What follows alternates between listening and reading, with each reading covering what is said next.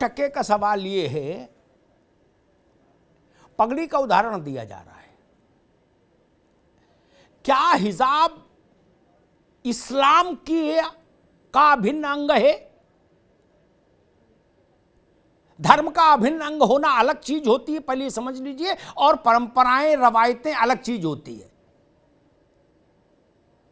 जो फंडामेंटल चीजें हैं इस्लाम की, वो पूरे विश्व में एक रहेंगी।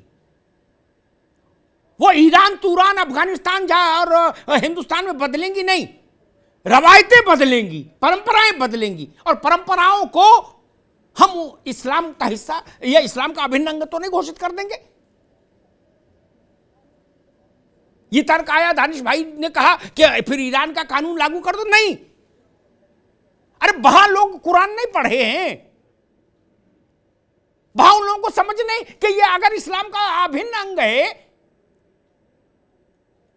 तब तो कोई भी मुसलमान उसमें परिवर्तन की बात स्वीकार ही नहीं करेगा, करेगा ही नहीं, आंदोलन तो छोड़ो। और अगर हो रहा है विश्व के किसी हिस्से में, और बेनजीर भुट्टो नहीं पहनती थी तो उनके खिलाफ फतवा तो नहीं जारी कर दिया?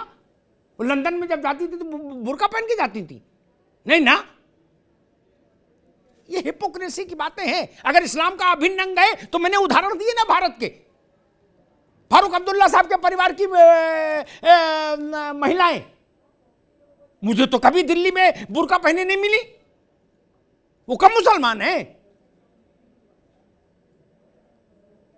ऐसा तो नहीं कि वो दानिश कुरैशी से कम मुसलमान है या मुफ्ती साहब से कम मुसलमान है। उन्होंने भी कुरान पढ़ी है। वो तो ओबेराय में बैठ के आराम से अपना खाना खाते जैसे हम आप बैठते सब लोग। वहां कोई क्यों नहीं जाता है फतवा लेके पीछे पीछे कि रुक जाओ, खाना खाने से पहले पहले फतवा लो?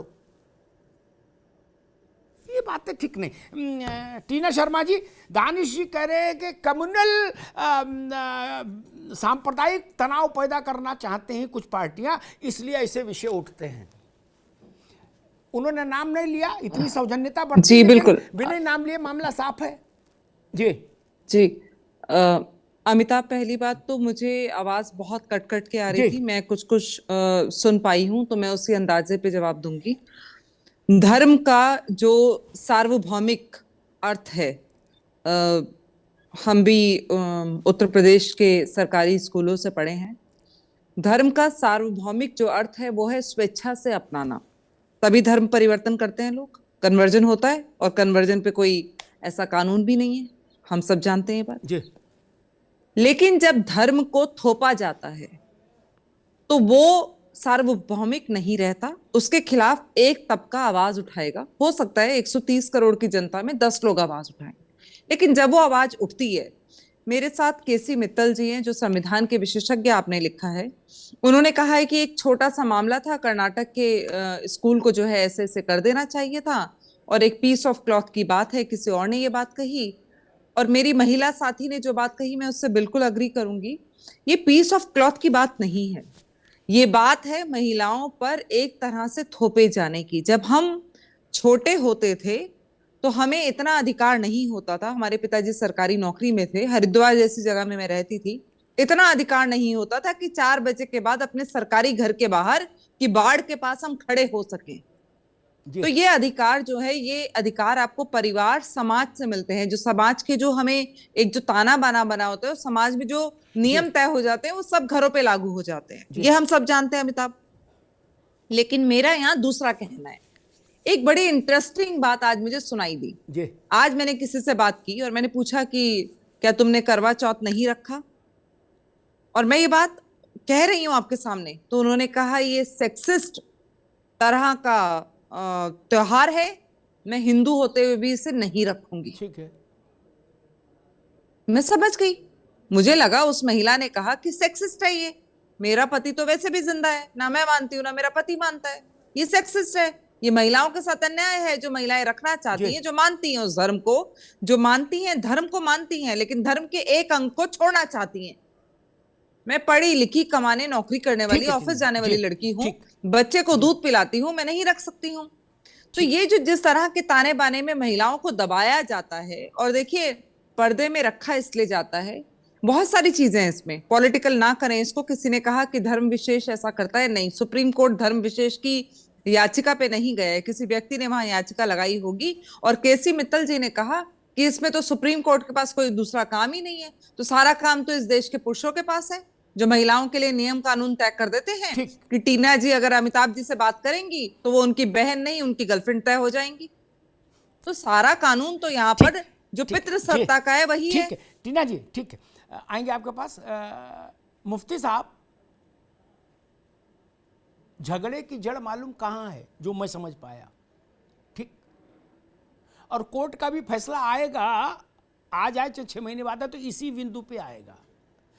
क्या हिजाब इस्लाम का अभिन्न अंग है, या हिजाब पहनना एक रवायत है, परंपरा है, तरीका है?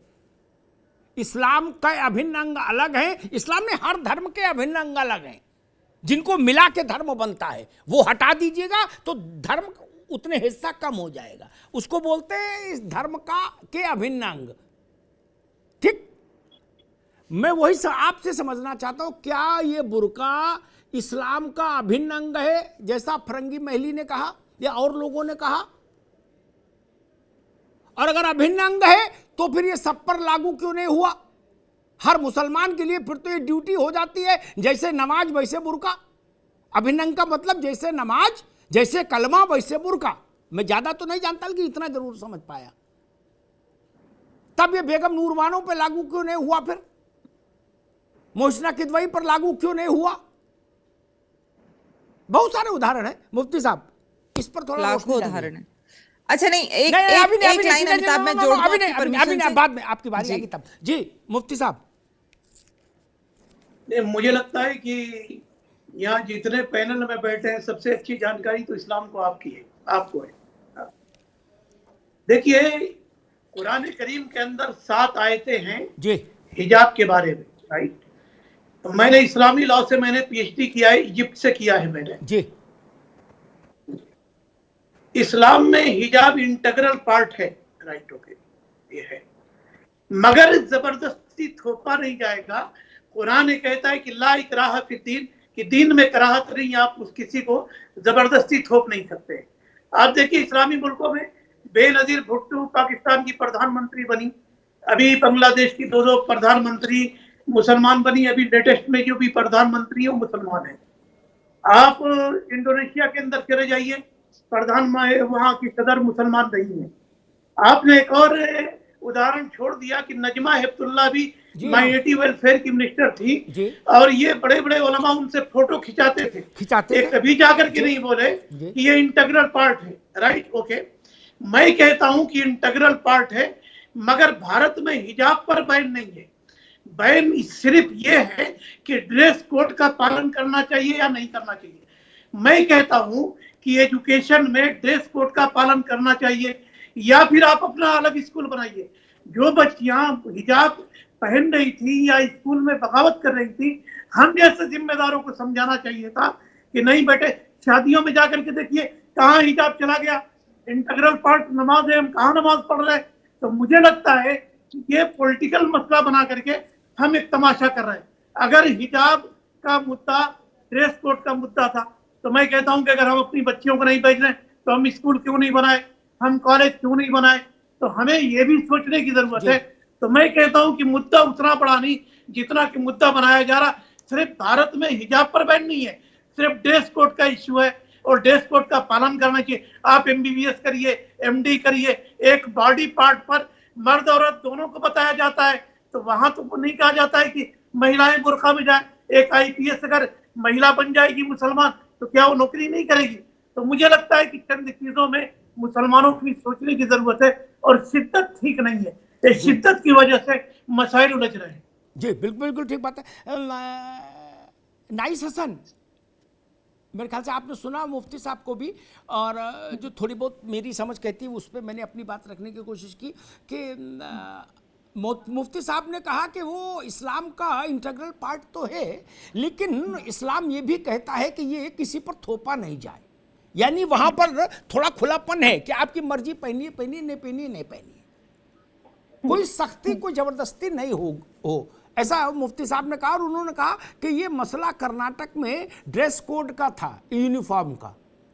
मानना चाहिए, अगर स्कूल ने कहा कि ऐसा नहीं कि नीले रंग की कमीज पहने को तो नीले की पहनो, नहीं तो दूसरे स्कूल में नाम लिखाओ, नहीं अपना स्कूल खोलो। देखिए, स्कूल की बात के लिए तो हम यही कह रहे थे कि अगर स्कूल में रूलिंग पहले से इतनी मतलब कमजोर थी और वहां पे नहीं पालन हो रहा था उस गाइडलाइन का, तभी लड़कियां पहन रही थी। अगर पहले से तय हो जाता कि नहीं भाई नहीं पहनना है, जैसे बहुत से कॉन्वेंट स्कूल में होता है कि आपको स्कर्ट ही पहनना है, तो लोग पहनते हैं, चाहे मुस्लिम हो चाहे हिंदू हो।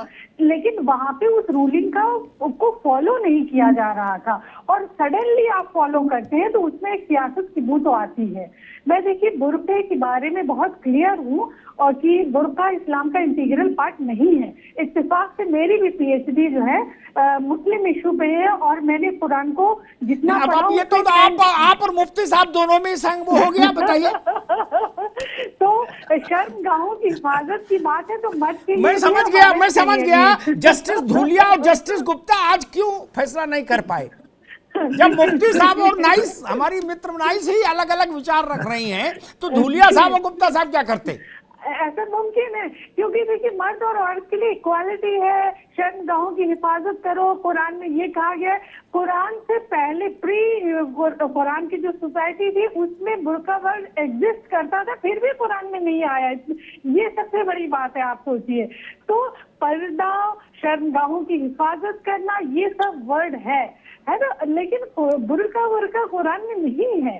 तो जो प्रॉफिट की बीवियां होती थी वो एक स्पेशल औरतें होती थी, उनके प्रोटेक्शन के लिए भी कुछ बातें थी, लेकिन इन जनरल ऐसा नहीं। और उस सोसाइटी को आप मुफ्ती साहब नाइस कह रही है बुर्का इस्लाम का इंटीग्रल पार्ट नहीं है, आप कह रहे हैं कि नहीं बुर्का इस्लाम का इंटीग्रल पार्ट है। मुझे लगता है यही की फैक्टर है सुप्रीम कोर्ट के लिए। सुप्रीम कोर्ट भी इससे अलहदा नहीं जा सकता। आप देखिएगा इसी पर बहस घूमेगी कि इंटीग्रल पार्ट है कि नहीं, क्योंकि अगर इंटीग्रल पार्ट मान लिया जाएगा तो उसके लिए दूसरी व्यवस्था है फिर, और फिर बड़ी मुश्किलें हैं, बहुत मुश्किलें हैं। मुफ्ती साहब है ही नहीं तो सब।